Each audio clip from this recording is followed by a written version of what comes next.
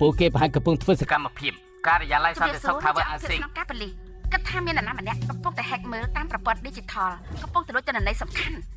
សូមកុំអាលចាត់ការយូរប៉ុណ្ណាទៅប៉ូលីសមកដល់ទៅដល់នៅពេលណាប្រហែលជា5នាទីបានទទួលបញ្ជា3នាទីទទួលបាន3នាទី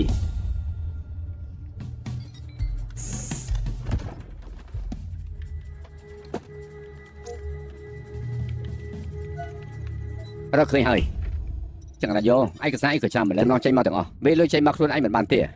លេខសម្ងាត់បញ្ជីលុយគ្រីបតូសុទ្ធតែជាភាសាអង់គ្លេសពីពាក្យដែលទៅដល់លុយចេញមកគឺ2048និងនៅខែ12បើលោកមិនធ្វើអញ្ចឹងមិនបាននិយាយទេអង្គុយឲ្យស្រួលអ្នកណាចាំបាននោះ2នាទីទៀត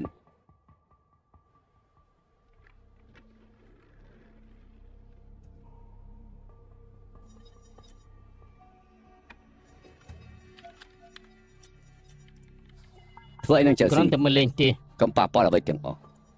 ភ្ញៀវ VIP ច្រើនមែនតើជឿហងនេះជាស្អីកុសល digital តន់ជឿហងជា CEO ដោះដូររូបិយប័ណ្ណគ្រីបតូធំបំផុតនៅកូឡាឡាំពូគេរត់គេជាមួយនឹងទឹកប្រាក់ 1.5 លានដុល្លារក្រោយមករកឃើញថាស្លាប់យ៉ាងអាត់កំបាំងនៅម៉ាកាវសង្ស័យថាជាការស្លាប់ខ្លាំងនេះគឺ TLA កម្រិត5បានន័យថាម៉េចកម្រិតមួយទៀតគឺកងទ័ពប្រាសសំខាន់បែបនេះមិនក៏លាក់ក្នុងប្រព័ន្ធគួរខ្លាចបែបនេះខ្ញុំលើថាតន់ជឿហងមាន 1500 លានប៉ុន្តែរហូតដល់ពេលនេះមិនទាន់ច្បាស់លាស់ទេចំណងចេញទាំងអស់មកយើងគ្មានពេលទេស៊ីមែនឆាប់ទេសឺស៊ីងទៅបានហើយចាំមកផ្លែទៀតអស់ពេលហើយ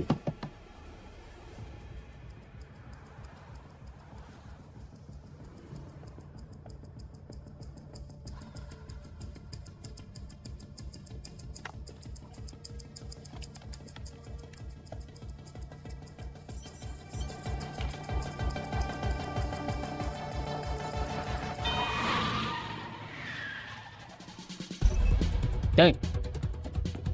បងគ្នាអត់បានចូលទៅយើងប៉ូលីសមកដល់ផ្លូវចូលហើយឆាប់ឡើងអ្នកខាងលើមានរឿងអី